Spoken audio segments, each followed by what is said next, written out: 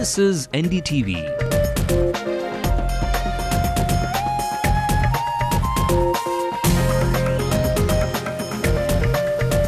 And you're watching NDTV Hindu.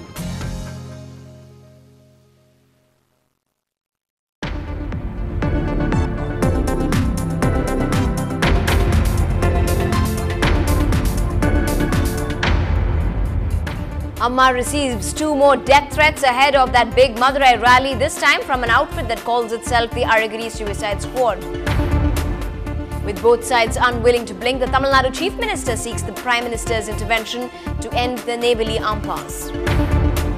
As the Enforcement Directorate issues a lockout circular against Lalit Modi, the Chennai Police Commissioner says Modi may be summoned for questioning. Having gone through these records, only I can come to a conclusion as to who are the people I can issue summons and things like that. That will be a logical step, but you'll have to wait for a week at least before that.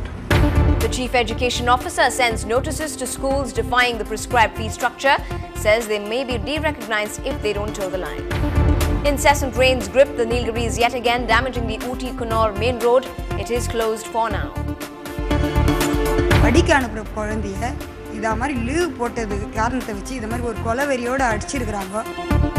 A mother alleges that her little girl was beaten up by her school principal, but the management denies all charges. And meet this fairy godmother this week wedding season.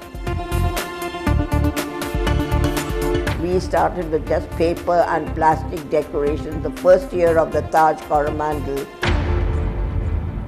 Hello and welcome to the Late Night News on NDTV Hindu. I'm Evelyn Matthew. Let's also take a look at what's making news nationally. The Prime Minister hosts an evening to all the athletes and officials behind the CWG success, but Suresh Kalmadi may just not be invited. The blueprint of a multi-agency probe into the CWG corruption allegations is ready, with over 30 case files on hand. Saina Nehwal talks to NDTV about the match of her life. She joins her other CWG luminaries as they meet the Prime Minister. The Reserve Bank of India forms a subcommittee with a view to counter money lenders and fake currency. It's not exactly a breather, but it's a tradition the Finance Minister treasures every Durga Puja. And music maestro A.R. Rahman says he gave his best for the Commonwealth Games tune, no matter the criticism.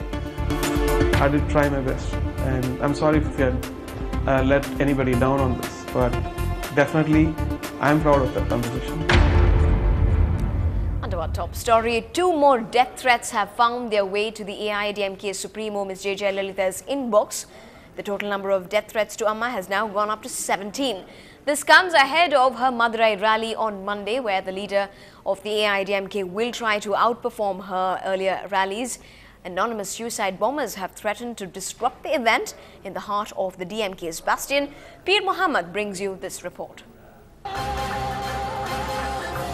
A 1,000-member protection squad is being readied for Jayalalitha. Several thousand busloads of trained volunteers are expected to greet her in Madurai. Giant posters, digital banners, the run-up to the rally has attracted huge publicity after a series of death threats to force her to change the venue.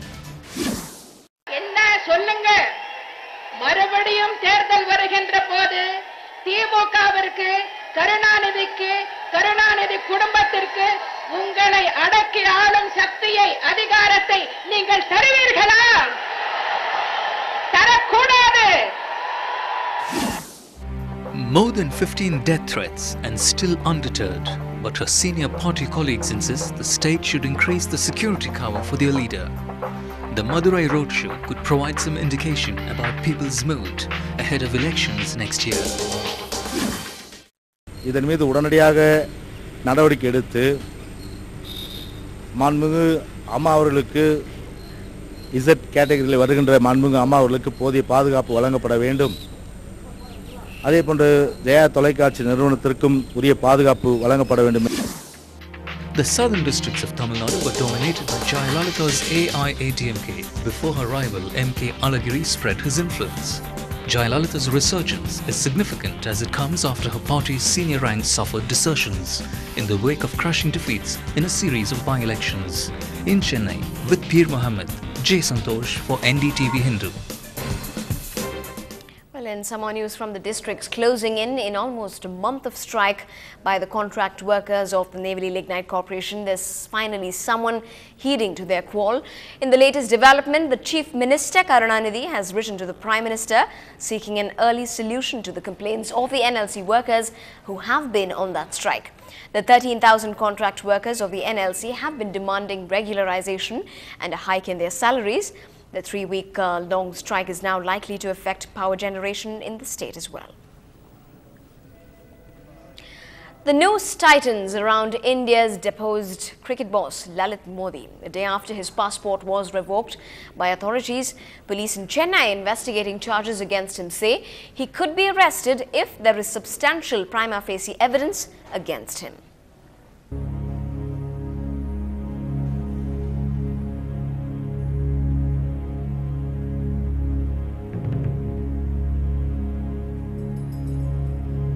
On October 13th, India's Cricket Board (BCCI) filed a 25-page complaint with the Chennai police against former IPL chief Lalit Modi. It said Modi misappropriated funds of 468 crore rupees in allotting media rights, free commercial time and security. Chennai Police Commissioner T. Rajendran told a press conference that 5 charges have been registered against Modi: criminal breach of trust, cheating, forgery, showing false accounts and criminal conspiracy. Right now, we've been given lots of records, so we are poring over the records, and some of it is very complicated. So we are going to seek the help of experts. So after having gone through these records, only I can come to a conclusion as to who are the people I can issue summons and things like that. That will be a logical step, but you'll have to wait for a week at least before that. Separately, the Enforcement Directorate has issued a lookout notice for Modi. It means he can be detained at all exit points and airports in the country. There's also a blue notice alert against him for violation of foreign exchange laws. In Chennai, with Sudarshan and Salim, Pratiksha for NDTV Hindu. Now, staying with news from the city, police in Chennai are investigating a complaint that a girl was beaten and injured by her school's headmistress. The school has denied the charge, though. There are conflicting versions of the incident at the private school in Chetpat. The mother of class 9 student Kavipriya told police that her daughter was beaten by her school's headmistress because she did not produce a medical certificate when she returned to school from a long leave. Quarterly exam முடிஞ்சு 10 நாள் leave விட்டாங்களே sir. அந்த 10 நாள் லீவுக்கு அப்புறம் ஒரு வாரம் நான் leave போட்டேன் எக்ஸ்ட்ரா. அப்புறம் திங்கக்கிழமை என் அம்மா இட்டுன்னு போய் சொல்லி விட்டாங்க. செவ்வாய்க்கிழமை மெடிக்கல் சர்டிஃபிகேட் கேட்டாங்க. அம்மா தரல, அன்றைக்கி எத்தனும் தரல. அப்போ மதியானம் அவங்க தமிழ் பீரியடு 3 மணிக்கு. அப்போ என்ன பண்ணாங்க, என்னை கேட்டு தனியாக கேட்டாங்க. நான் வந்து எத்தனும் வரல சிஸ்டர், நான் அதுக்கு இரும்பு ஸ்கேல் வச்சுன்னு இருந்தாங்க, உடம்புல அச்சுன்னு இருந்தாங்க. திடீர்னு தலையில் அடிக்கும் போது எனக்கு கிர்ன்னு இருந்துச்சு. இப்படி தலையை இப்படி பிடிச்சிக்கினேன், தலையை பிடிச்சி மயக்கச்சு வீணிட்டேன். The private school run by Christian missionaries in Chetpat has denied the charge. ஒரு 3:30 to 4 2 கேர்ள்ஸும் ஒரு டீச்சரும் பிள்ளையை கூட்டிகிட்டு வந்தாங்க. வந்து சிஸ்டர் மாதிரி கவிப்பிரியாவுக்கு அடிபட்டுருக்குது சிஸ்டர், கொஞ்சம் வாங்க சிஸ்டர். அப்போ என் முன்னாடி ஒரு ஃபயர் எக்ஸ்டிங்ஷர் மிஸ்டர் சார்ல்ஸ் அப்படின்னு என்னோட இப்படி உட்காந்து பேசிக்கிறப்ப டீச்சர்ஸ் வந்து எங்களுக்கு சொன்னாங்க. அப்புறம் உடனே கூட்டிகிட்டு போயிட்டு அவளுக்கு ஊற்றுது ரத்தம். அப்புறம் உடனே எல்லாம் துணியெல்லாம் வச்சு தொடச்சி எடுத்துகிட்டு அவளுக்கு ஐஸ் க்யூப் கொண்டு வர வச்சு, அந்த ஐஸ் க்யூப்பை வச்சு உடனே ஆட்டோ வர வச்சு கையில் காசு கொடுத்து உடனே பத்மா கிளினிக் போய் கூட்டிகிட்டு போயிட்டு வாங்கம்மான்னு சொல்லிட்டு எங்கள் மிஸ் செல்வியும் ஓஏ அவங்க 2 பேரும் அனுப்பிச்சி வச்சோம். But some of the school children who spoke to us said Kavipriya was seen leaving the school's toilet with a bleeding injury in her head after she was hit by a stone. Kavipriya வந்து நாங்க சிலம்பத்துக்கு இங்க நின்னுட்டு இருந்தோம், எல்லாரும் பாத்ரூம்ல இருந்து அடிபட்டு அப்பதான் வந்தா. Police investigating the case said the girl's mother had refused to turn up for questioning and she had charged the police with accepting bribe from the school. In Chennai, Lokpriya, NDTV Hindu. Now, finally, some action has come to much of the parents' folks' relief.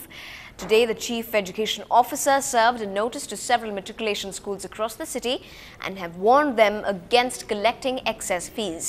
The CSI Baines, Jesse Moses, E. Watts, the St. John's matriculation schools are among the schools which have been issued notices by the CEO.